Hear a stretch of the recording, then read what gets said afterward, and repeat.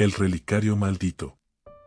Sergio caminaba entre las tumbas a la luz de la luna, con el sigilo que solo años de experiencia le habían enseñado. El cementerio estaba sumido en el más profundo de los silencios, roto únicamente por el crujido de las hojas secas bajo sus botas. La humedad nocturna cubría las lápidas como un sudario, dándoles una apariencia aún más lúgubre. Sergio había saqueado tumbas durante años. No le importaba el peso moral de sus actos, para él, solo se trataba de un negocio. Sabía que algunos podrían verlo como una profanación, pero Sergio nunca lo vio así. Era un hombre práctico, curtido por una vida de carencias y peligros. Las joyas enterradas con los muertos no servían de nada en la tierra, pensaba. Mejor que adornaran las manos de coleccionistas dispuestos a pagar una pequeña fortuna por ellas. Pero esa noche sería diferente.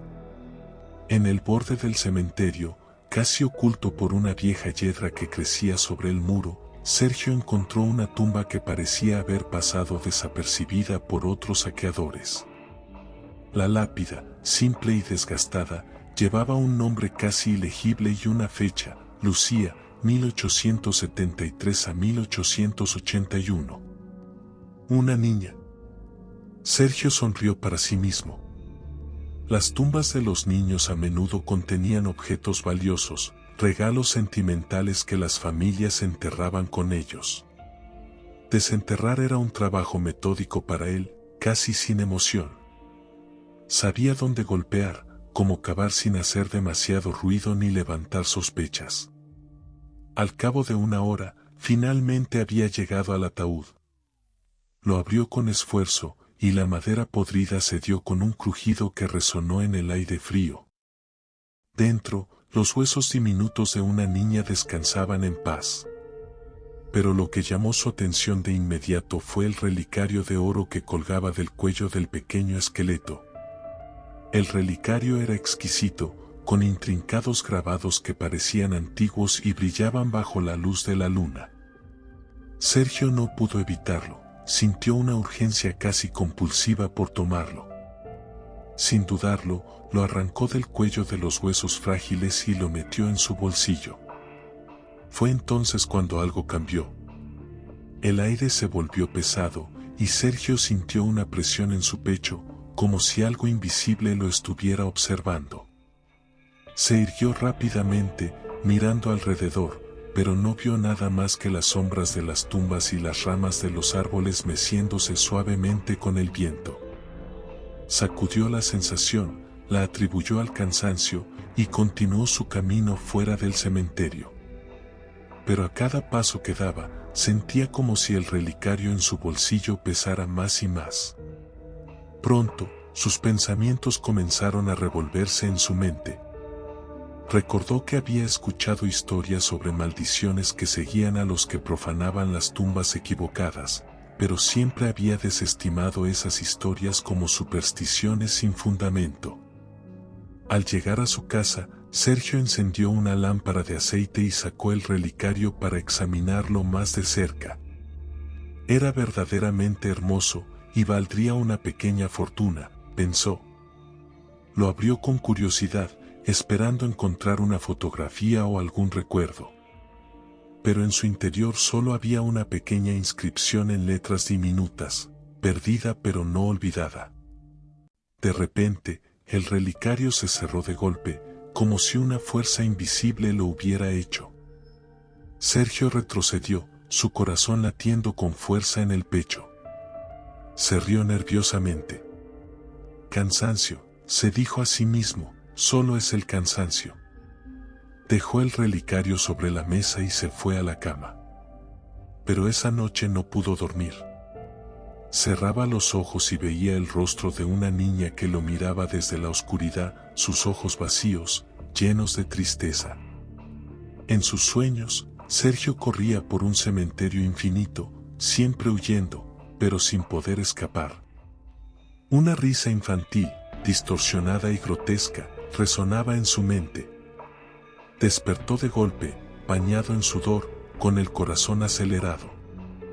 Fue entonces cuando escuchó algo que le heló la sangre, el suave sonido de un susurro infantil, como una risa apagada, proveniente de la habitación contigua. Sergio se quedó paralizado, su mente tratando de encontrar una explicación racional. El relicario. Sabía que era el relicario. Algo había cambiado cuando lo había tomado, pero no quería aceptarlo. A la mañana siguiente, Sergio decidió venderlo lo antes posible. No le importaba el precio, solo quería deshacerse de él. Fue a la tienda de antigüedades donde solía vender sus hallazgos, pero cuando el dueño vio el relicario, retrocedió como si hubiera visto un fantasma. ¿Dónde lo conseguiste?, preguntó, su voz temblando. Sergio no quiso dar detalles, pero el dueño de la tienda insistió en que ese relicario no debía venderse. Contó una historia antigua sobre una niña llamada Lucía que murió trágicamente y cuyo espíritu nunca había descansado. El relicario, según las leyendas, estaba maldito. Cualquiera que lo tomara sería perseguido por el espíritu de la niña hasta enloquecer. Sergio se rió. No creía en fantasmas. Sin embargo, no pudo ignorar la creciente sensación de ser observado, de ser seguido, incluso en plena luz del día. Regresó a casa con el relicario aún en su poder, sintiendo una opresión constante en su pecho. Cada sombra parecía esconder algo, cada ruido parecía provenir de algo invisible que lo acechaba. Esa noche, Sergio decidió deshacerse del relicario para siempre. Condujo hasta un puente viejo fuera de la ciudad, decidido a tirarlo al río y olvidarse de todo. Pero justo cuando se disponía a lanzarlo al agua, sintió una mano fría aferrarse a su muñeca. «No puedes deshacerte de mí tan fácilmente», susurró una voz infantil, y cuando Sergio se giró, vio a la niña. Su piel estaba pálida, casi translúcida, y sus ojos vacíos lo miraban fijamente. Estaba justo a su lado, aunque sabía que eso era imposible. Sergio gritó y lanzó el relicario al agua con todas sus fuerzas. Pero el objeto nunca llegó al río. Volvió a su mano como si estuviera atado a él. El pánico lo envolvió mientras la niña se acercaba más. «Devuélveme lo que es mío», susurró la voz. Sergio corrió, pero no podía escapar. No importa cuánto corriera o dónde se escondiera, siempre sentía la presencia de la niña detrás de él. La risa espectral se hacía más fuerte cada noche, los sueños se volvían más horribles, y la realidad se confundía con el terror que lo envolvía. Finalmente, una noche, después de semanas de no dormir y ser perseguido, Sergio colapsó en su casa, agotado y desesperado. Sabía que no tenía escapatoria. El relicario brillaba sobre la mesa, y junto a él, la figura de la niña apareció una vez más. «Es hora de descansar», dijo, con una voz suave pero aterradora. La oscuridad envolvió a Sergio, y la última cosa que vio fue el rostro de la niña, calmado y en paz, mientras su propia vida se desvanecía lentamente, absorbida por la maldición del relicario.